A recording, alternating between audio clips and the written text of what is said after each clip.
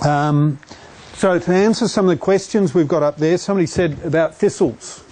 I used to hate thistles, and one of my goals when I was a young farmer was how to get rid of thistles.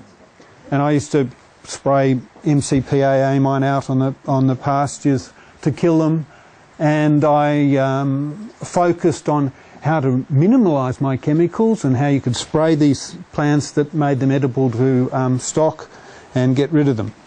But if anybody sat on a tractor trying to plough a field and you try and plough down that far when I first started, it was pretty hard going.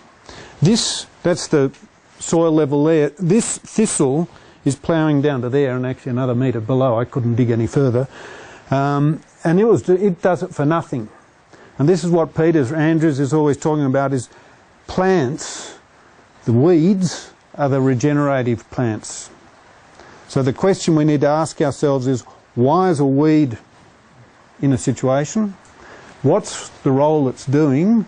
And is it heading towards a positive field or is it heading backwards? Now nearly always they're heading towards that positive field and building soil, because look at that root's down there, and not only is it physically breaking the soil, but it's actually feeding the soil. And Peter's shown me many times when we go out in the paddock, you look at a thistle and you look around it, and the grasses around it are actually healthier than half a metre away from it, because they're actually giving off nutrients all the time that are feeding the other grasses.